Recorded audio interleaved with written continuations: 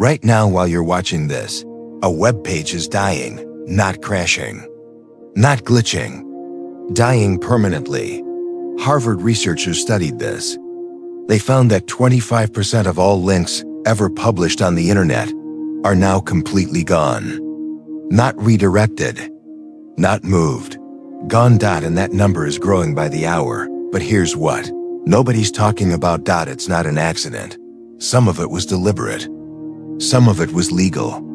Some of it was done by the same companies whose apps are sitting on your phone right now. And the people who built the only system designed to stop it. Last year, someone tried to destroy them too.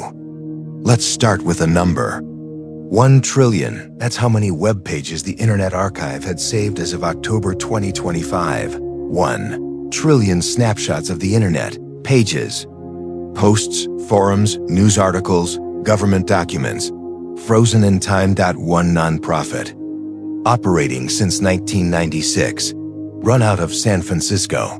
They are, quite literally, the only reason you can still read a web page from 1998. Before them, there was no plan, no backup, no library. When a website died, it just disappeared, like it never existed. And in the early internet, things died constantly. GeoCities, launched 1994. By 1999, it was the third most visited site on the entire web.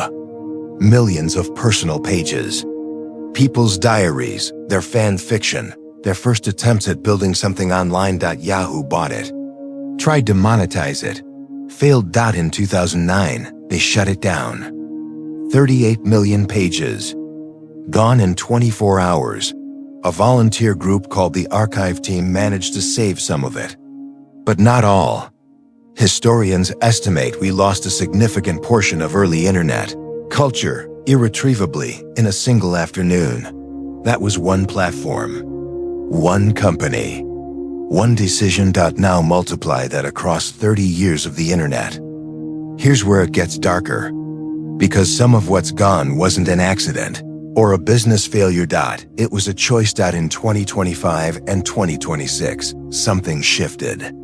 Major news publishers, organizations whose entire stated purpose is preserving the public record, began blocking the Internet Archive from saving their pages. The New York Times, gone from the Wayback Machine. Completely blocked. The Guardian, partially blocked. The Financial Times, all external archiving bots, blocked. Their stated reason? They're afraid AI companies are using archive news to train language models. That may be true, but here's the consequence they don't mention. Future historians will not be able to verify what these publications reported in 2025. The articles will disappear when the paywalls change, when the sites redesign, when the company gets acquired, and there will be no archive. Because the archive was blocked. This isn't theoretical.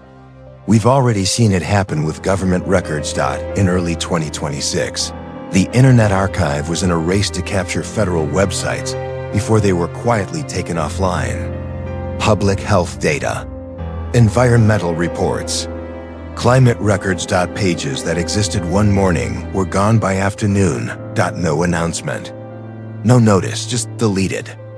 Now I need to tell you what happened in October 2024. Because this is the part that should have been front page news everywhere, and somehow wasn't.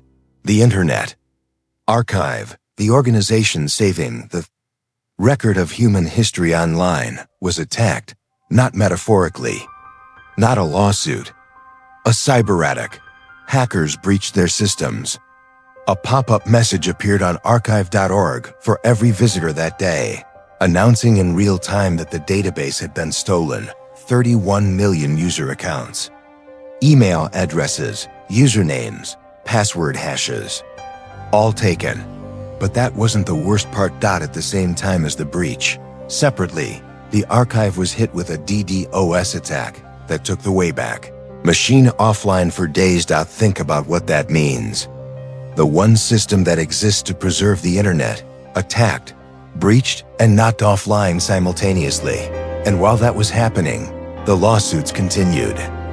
Publishers suing the archive for digitizing books. Courts ruling against them.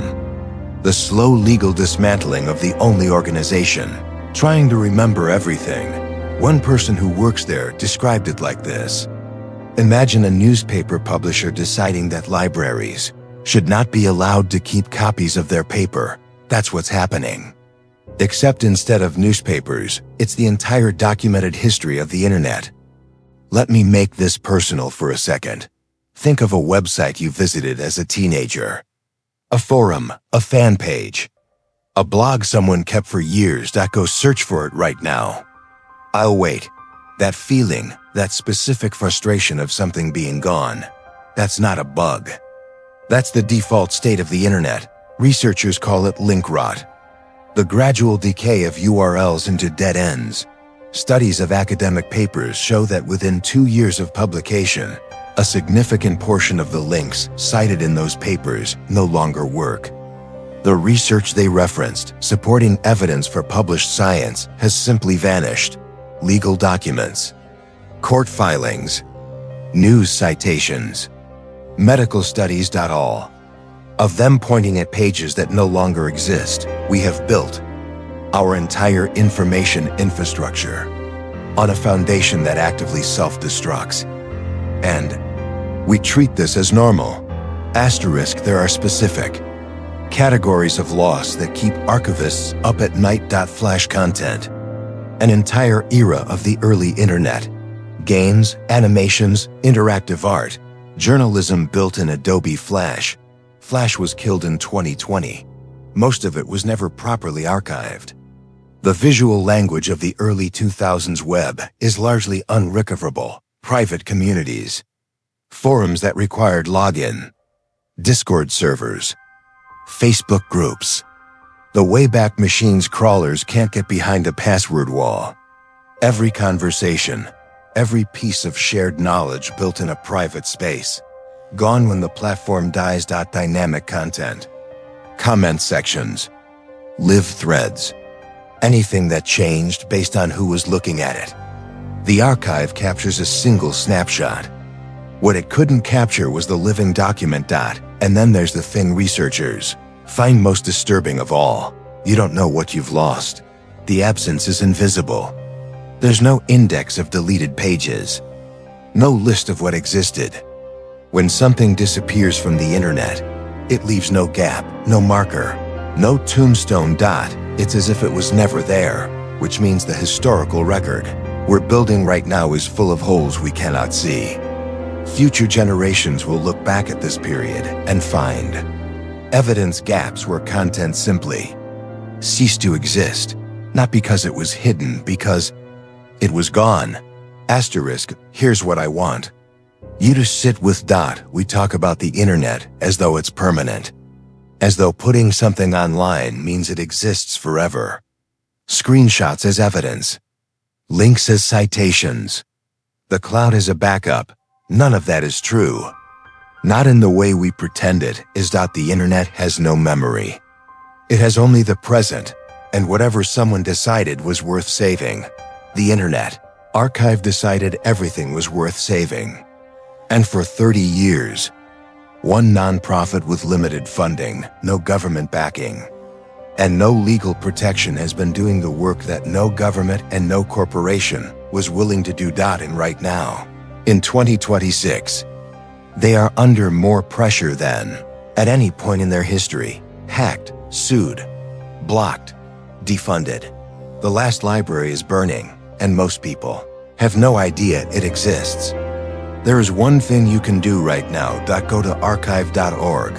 Type in any URL, any website, any article, anything, and watch what comes back. 30 years of the web, preserved by people who believed it mattered. It still matters. Save the things you want to remember, because nobody else is coming to do it for you. This is Vellum and Void. What they deleted, we found.